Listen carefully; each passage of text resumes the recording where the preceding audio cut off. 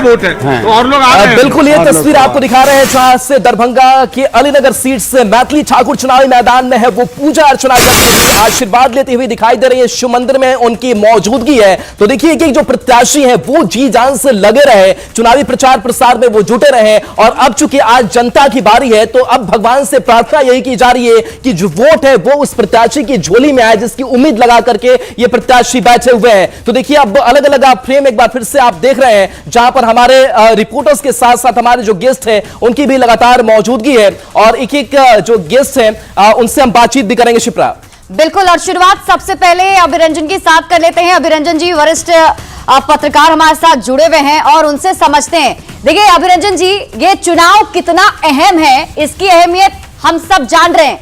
पिछले 20 सालों से नीतीश कुमार बिहार की सत्ता पर काबिज है, उनके लिए बहुत बड़ा तो ये इलेक्शन है ही।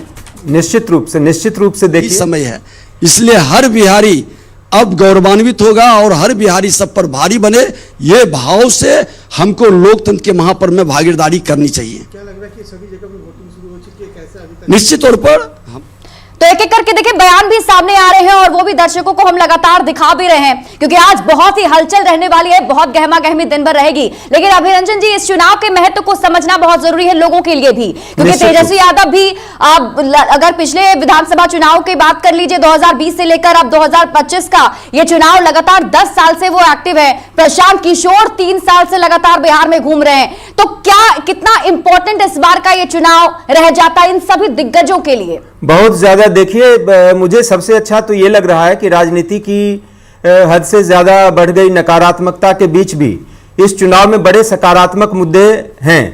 रोजगार का मुद्दा है, देखिए पलायन का मुद्दा है, अभी सारे लोगों ने कहा कि विकास हमारे लिए मुद्दा है, शिक्षा मुद्दा है, स्वास्थ्य मुद्दा है, औद्योगिकरण की बात कर रहे हैं बिहार में पहली बार नेता लोग कि हम हर जिले में उद्योग खोलेंगे। तो शिक्षा की बात की जा रही है, पलायन की बात की जा रही है। तो मुझे लगता है कि बड़े सकारात्मक मुद्दे हैं, भ्रष्टाचार के मुद्दे उछाले जा रहे हैं।